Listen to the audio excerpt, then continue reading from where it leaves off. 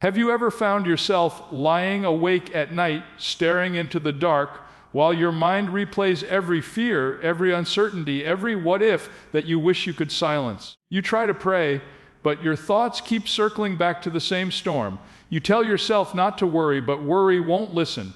It's like a shadow that refuses to leave, a voice that refuses to quiet. It's there in the morning when you wake, and it follows you through the day like a weight pressing down on your chest.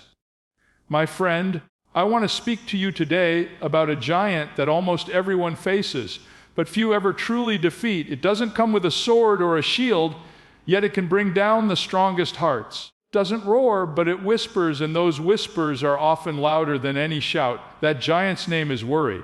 And make no mistake, this giant has claimed far too many victories, has robbed countless people of joy, stolen peace from homes, and kept many from ever experiencing the fullness of God's promises. But I want to tell you something that could change the way you live from this day forward. The giant of worry can be slain.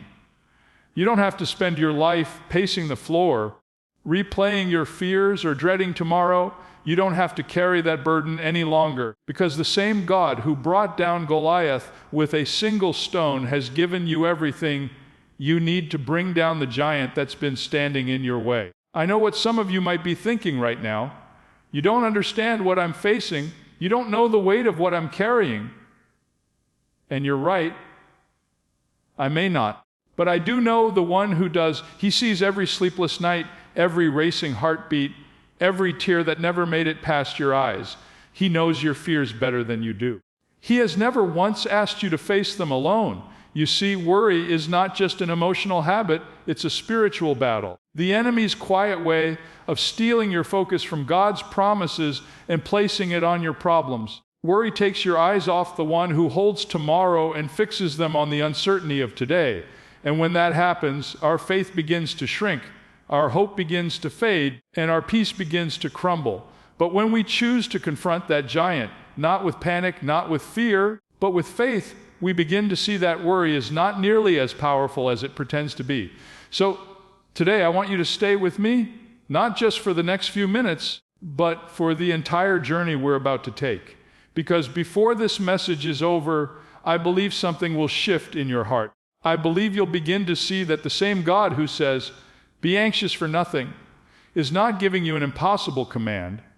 He's offering you an incredible invitation. An invitation to live free from the weight of worry, to wake up with peace instead of panic, to walk through life with confidence instead of fear. You may have walked into this room with 1,000 questions, but I want you to leave with one answer: God is greater than your worry. And if you'll lean in, you'll listen, not just with your ears, but with your heart, I believe you'll discover that peace isn't something you chase, it's something you choose. So stay with me. Don't let your mind wander back to what's waiting outside these doors or what tomorrow might bring.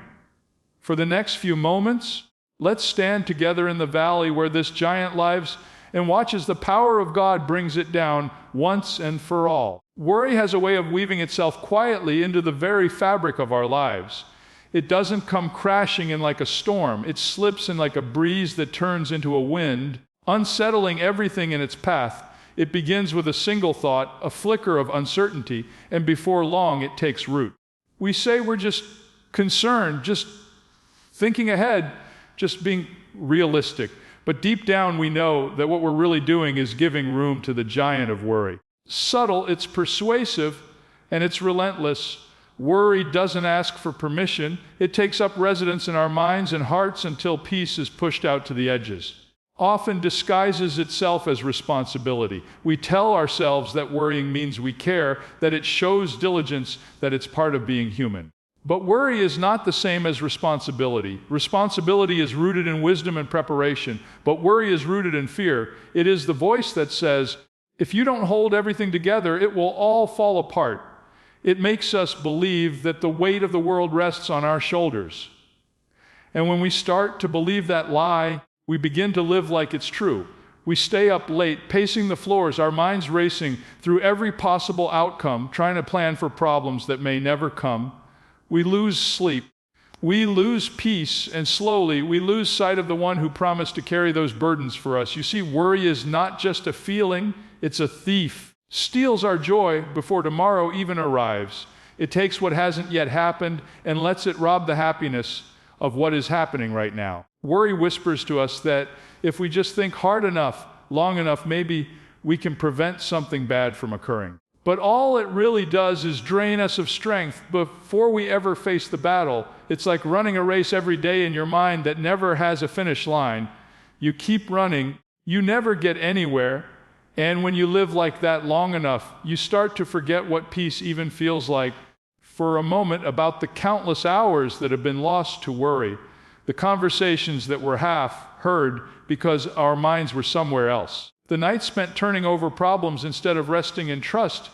The moments of joy we couldn't fully experience because fear kept whispering, "Don't get too comfortable, might not last." Worry is not just a mental struggle, it's an emotional prison. It convinces us that control equals safety, and yet the more we try to control, the less peace we have. And here's the irony, most of the things we worry about never even happen. Studies have shown it. We don't need studies to tell us what we already know in our hearts. How many times have we spent hours or even days worrying over something that never came to pass? We waste energy rehearsing scenarios that God never intended for us to face. And when those imagined troubles don't arrive, we rarely stop to thank Him. We simply find the next thing to worry about. It's a cycle that feeds itself, because worry isn't satisfied with one meal. It keeps coming back for more. There's a moment in life when worry starts to become more than a habit. It becomes a way of living. You wake up in the morning, and before you even get out of bed, your mind starts spinning. You check your phone, your messages, the news, and the giant of worry is already waiting for you. It whispers about the bills that are due, tests that are coming, the relationships that feel fragile, the future that feels uncertain, and before you even take your first step, the day feels heavy. Worry drains your energy before you've even begun. But here's something important to understand. Worry thrives in the absence of trust. When we forget who holds our tomorrows, we start trying to hold them ourselves, and that's when the giant grows. Worry is like a fire that feeds on our fears, and every time we replay our doubts in our minds, we give it more fuel. The more we think about what might go wrong, the larger that fire becomes. And yet, the moment we shift our focus away from our fears and back toward faith, that fire begins to die, because worry cannot coexist with trust. When one grows, the other must shrink.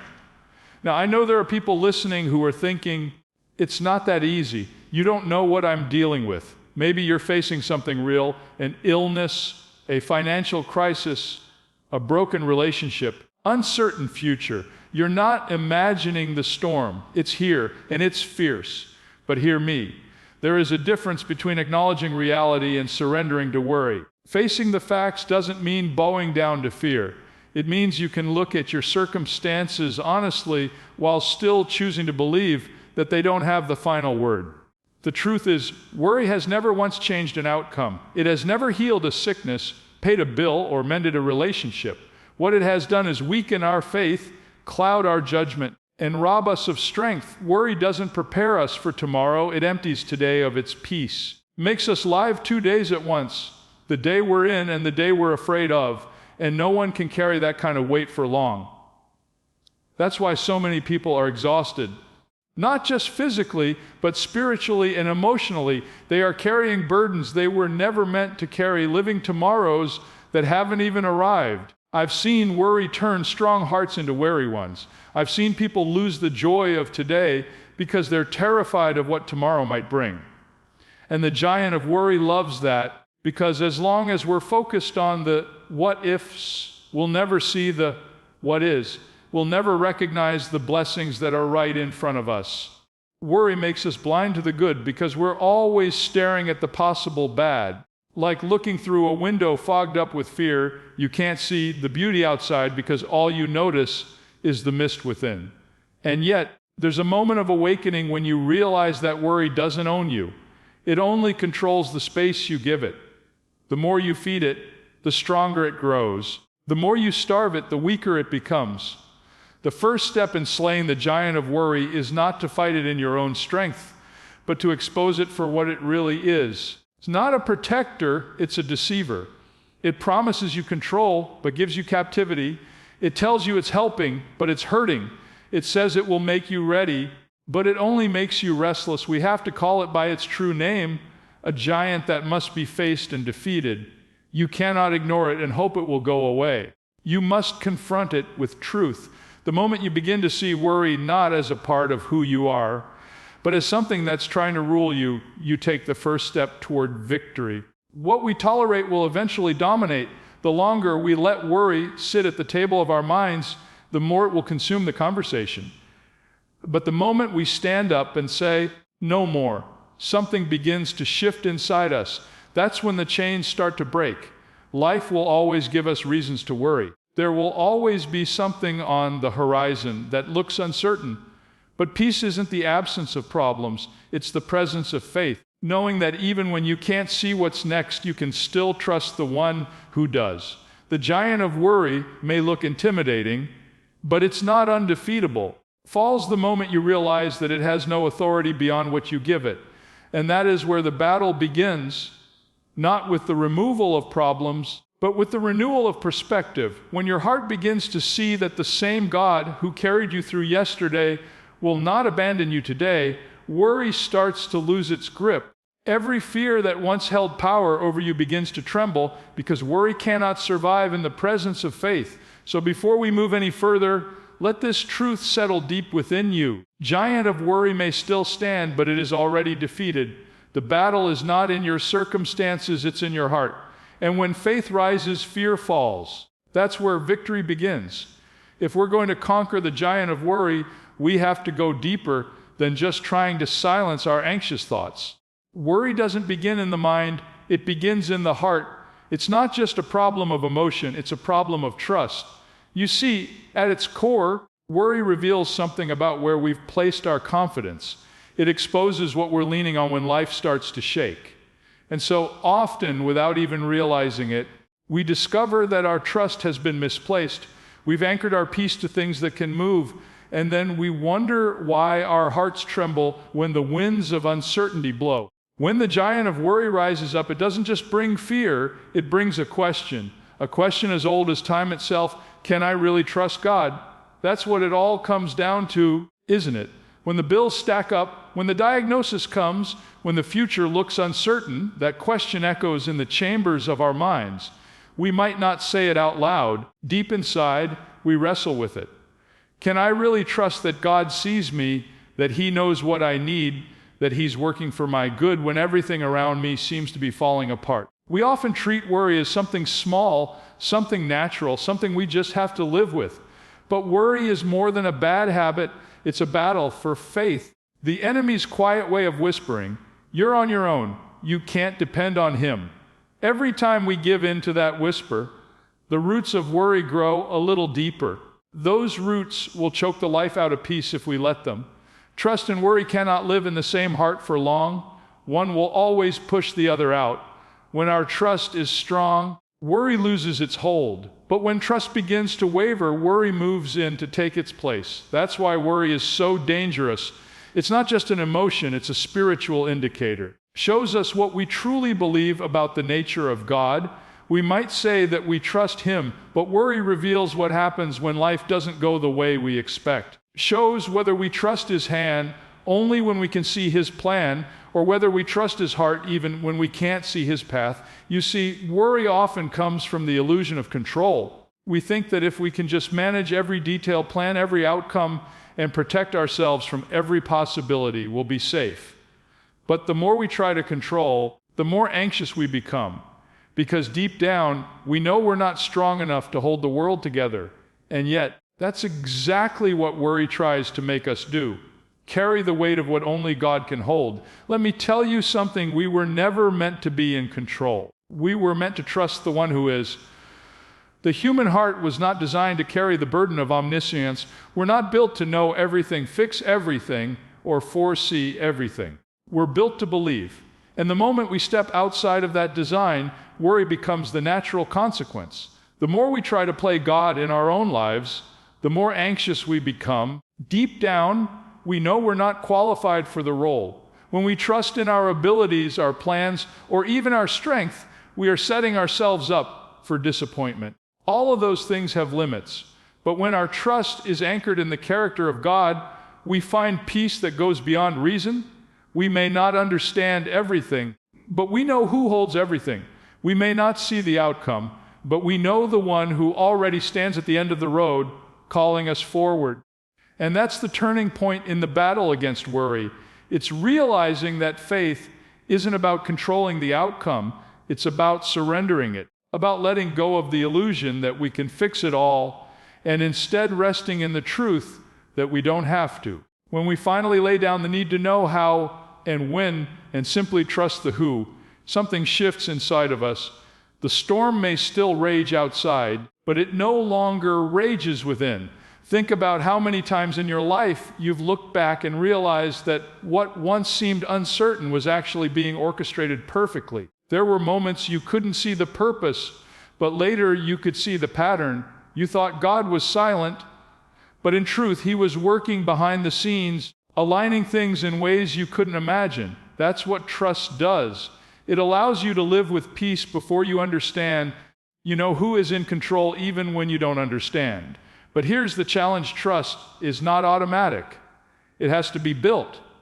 It's developed in the dark places. When the answers don't come and the road ahead isn't clear, it's easy to trust when life is good, when prayers are answered quickly, and blessings are visible. But real trust is forged in the fire of uncertainty.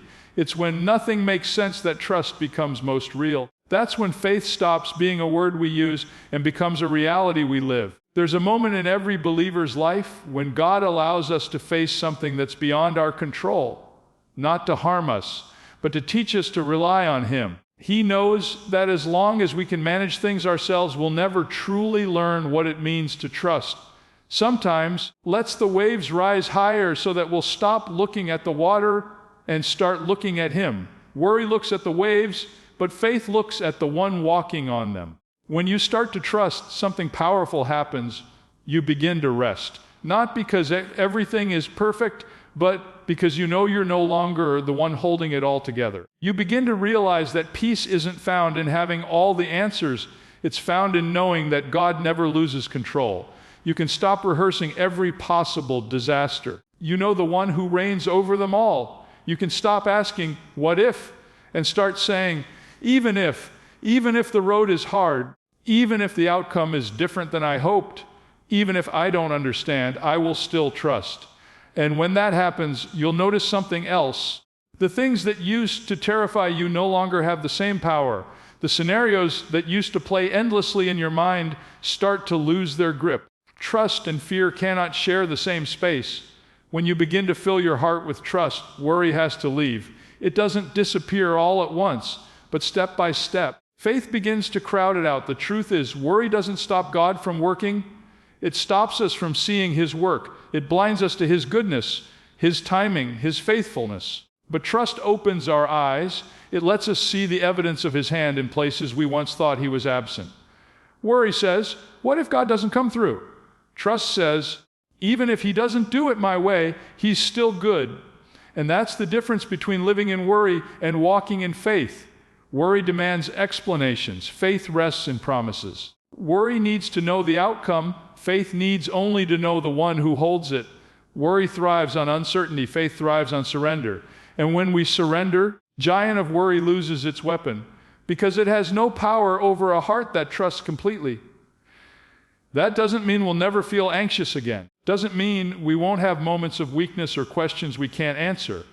But it does mean that worry no longer gets the final say. Because trust doesn't eliminate fear, overcomes it. Every time you choose trust over worry, you're declaring, I will not bow to this giant. My peace doesn't depend on circumstances. It depends on my confidence in the one who never fails. And that's what slays the giant of worry. Not by might, not by control, by trust. A quiet, steady, unshakable trust in the God who has never broken a promise and never will. Because when faith rises, worry falls, peace takes its rightful place. When we talk about overcoming worry, There comes a powerful moment when we realize that it's not enough to simply remove worry from our lives. We must replace it with something greater. You see, nature itself teaches us that emptiness never stays empty for long. If you pull the weeds out of a garden and plant nothing in their place, it won't be long before new weeds take root. The same is true of the human heart. If we uproot worry but leave the soil of our soul bare, something else, fear, doubt, or anxiety, will eventually move in. That's why the answer to worry isn't just to stop worrying. The answer is to replace worry with worship. Because when our hearts are filled with worship, no room left for worry to grow. Worship changes everything. It doesn't necessarily change the situation around us, but it changes the atmosphere within us. Worry focuses on what we can't control. Worship focuses on the one who is in control. Worry magnifies the problem. Worship magnifies the power of God. Worry says, "What if it all goes wrong?" Worship says, "Even if it does, my God is still good." That's the shift that breaks worry's hold on our minds. When we lift our eyes in praise, we're no longer looking at the mountain that stands before us.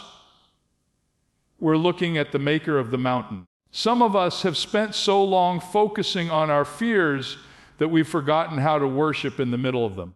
We think worship is something reserved for the good days, for Sunday mornings when the sun is shining and life feels manageable. But true worship is forged in the valleys, born in the moments when our hands tremble, yet we choose to lift them anyway. Worship in the storm is not a performance. It's a declaration. It's saying, I may not understand this, I may not like this, but I will trust the one who is worthy of my praise no matter what comes. That kind of worship doesn't ignore reality, redefines it. It takes our focus off the weight of our worry and places it on the worthiness of God. Something powerful that happens when we shift from complaining to praising. The enemy trembles when we worship because he knows worry cannot survive in a heart that exalts God. Worry and worship cannot share the same breath. When we speak words of praise, fear has to fall silent. When we sing songs of gratitude, doubt loses its rhythm. Worship realigns our hearts with truth. It reminds us that no matter how great the problem, God is greater still. Do you remember what happened to Paul and Silas when they were thrown into prison, shackled in the dark, beaten, and left to suffer? They could have spent the night worrying, questioning, despairing. But instead they worshiped. They began to sing hymns, not because their situation made sense, but because their faith was stronger than their fear. And as they worshiped, something began to shift. The chains didn't fall because they found a way out. They fell because their focus turned upward. Their worship invited the power of God into the place of their pain. And the same thing happens when we worship in the face of worry. The chains that once bound our peace begin to break. Worship doesn't require perfect circumstances. It requires a willing heart. You may not feel like singing, you may not feel like praying, but when you lift your voice in praise anyway, you are declaring war on worry. You are saying, I refuse to let my problems dictate my peace. Because every time you choose worship over worry, you're shifting your perspective from what's temporary to what's eternal. Worry looks at life through the lens of fear. Worship looks at life through the lens of faith. And that one decision to praise instead of panic can change everything about the way you live. You see, worry thrives in the dark. It loves silence, it loves secrecy, loves solitude. It grows strongest when we keep it to ourselves, when we let our minds spin quietly without ever speaking truth into the situation. But worship brings light into that darkness. When you open your mouth and start to praise, when you begin to thank God for what He's already done and what He's yet to do, light floods into your mind and heart, and where light enters, darkness has to flee. I think sometimes we underestimate how powerful gratitude really is. Gratitude is a form of worship, and it's one of the most effective ways to disarm worry because it's impossible to be thankful and fearful at the same time. When you start counting blessings instead of burdens, when you start naming what's right instead of what's wrong, your entire outlook begins to change. Gratitude reminds you that God has been faithful before, and that means He will be faithful again. Worship doesn't deny the presence of problems, it declares the presence of peace. Not pretending everything's fine, it's proclaiming that even when everything isn't fine, God is still on the throne. That's what gives worship its power. It's not just a song, it's a surrender. It's saying, Lord, I don't know how this will end, but I know who you are. I don't know when this storm will pass, but I know you're in the boat with me. That kind of worship turns worry into confidence, not confidence in ourselves, but confidence in the one who has never failed us. Sometimes we think we need to wait until everything gets better to worship, but that's not how it works. We don't worship because things are good. We worship because God is good. Even when life feels uncertain, He is still faithful. Even when we can't see the way ahead, He is still leading. Worship is not dependent on how we feel, it's dependent on who He is. He never changes. When worry begins to rise in your heart, one of the most practical things you can do is stop and worship. Turn your fear into prayer. Turn your panic into praise. Instead of rehearsing the problem, remind yourself of His promises. Say, Lord, I don't understand this situation, but I trust that you're working. I thank you for the strength you're giving me. I thank you for the peace that's coming. I thank you that no matter what I face, you are with me. The moment you begin to do that, worry starts to lose its hold, because worship forces your heart to remember what worry tries to make you forget, that God is still in control. I've watched people walk through seasons of deep uncertainty when every logical reason said they should be falling apart. But instead of crumbling, they found peace. They found joy. And it wasn't because their circumstances were easy. It was because their hearts were anchored in worship. They didn't wait for the victory to start singing. They sang their way to victory. And that's the beauty of worship. It invites the presence of God into the middle of your pain. And where His presence is, peace follows. When we choose worship, we're making a declaration to our hearts and to the world that our God is bigger than our worry. We're saying that fear doesn't get to tell our story, faith does. We're reminding ourselves that while life may be uncertain, God's goodness is not. And when you begin to live like that, when worship becomes your response instead of worry, something changes inside of you. You begin to see that peace isn't just a feeling you chase, a byproduct of where you place your focus. Worship shifts the battlefield. It moves the fight out of the realm of anxiety and into the presence of the Almighty. And in that presence, the giant of worry cannot stand, because when your heart is filled with praise, there's no room left for panic. When your mind is fixed on God's greatness, the noise of fear begins to fade. And when your spirit is anchored in gratitude, you can walk through the darkest valley with a song of confidence on your lips. That's the secret of defeating worry. It's not found in doing more, controlling more, or fixing more. It's found in surrender. It's found in lifting your hands instead of wringing them. It's found in praising through the storm instead of pleading for it to end. And the more you worship, the smaller your worries seem, because your heart begins to see clearly again. God is greater, stronger, nearer, and more faithful than anything you face. When we replace worry with worship, fear loses its place, doubt loses its voice, and peace takes its throne. And that's when the heart finally rests, because the giant of worry cannot stand before a heart that's learned to praise its way through the battle. Slaying the giant of worry is not something that happens in one moment of inspiration or one emotional victory. A daily walk, a continual decision to live differently, to live by faith instead of fear.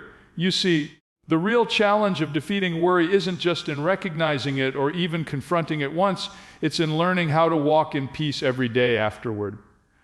Because the truth is, life doesn't stop giving us reasons to worry. The storms don't suddenly disappear, the challenges don't magically vanish, and the questions of tomorrow don't cease. But what changes is the way we face them. We learn that peace isn't a destination we arrive at. It's a path we walk on step by step, choice by choice. Every morning when you wake up, there's a decision waiting at the edge of your bed. Before your feet even touch the floor, worry is already whispering its familiar words. What if today doesn't go as planned? What if the bills don't get paid? What if the test results aren't good? What if the future doesn't unfold the way you hoped? Those whispers come early and they come often. And in that moment, you have to decide who you're going to listen to, the voice of fear or the voice of faith, because both will speak, but only one leads to peace.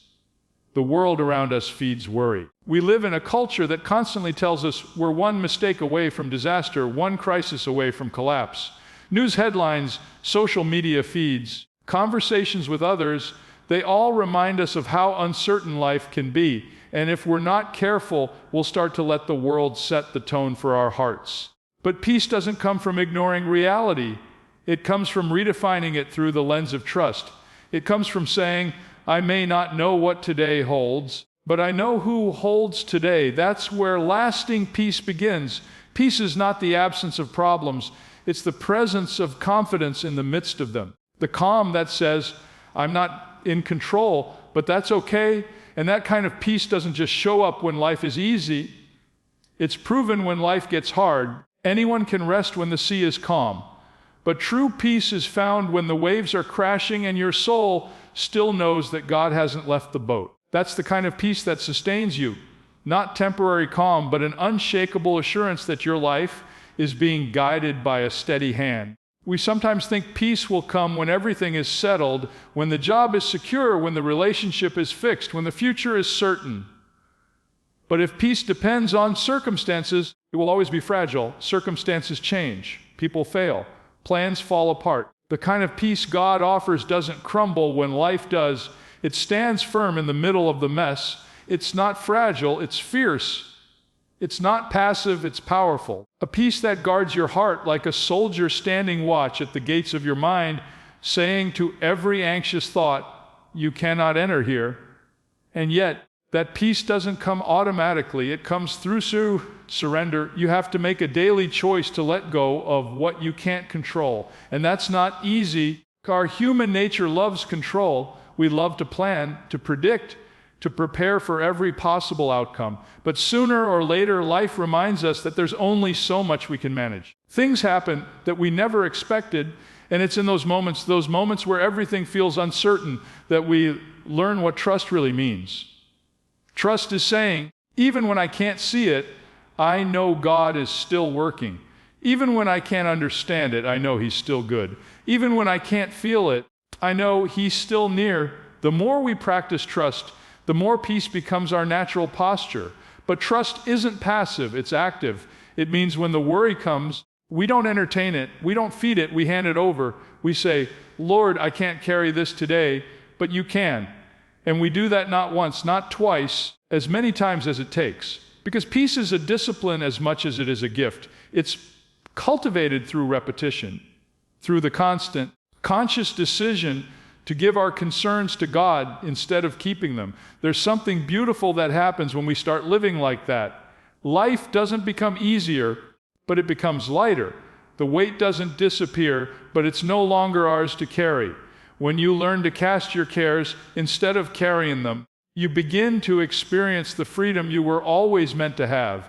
You discover that peace isn't about having less chaos. It's about having more confidence in God's control. And make no mistake, peace is not weakness. It's strength under control.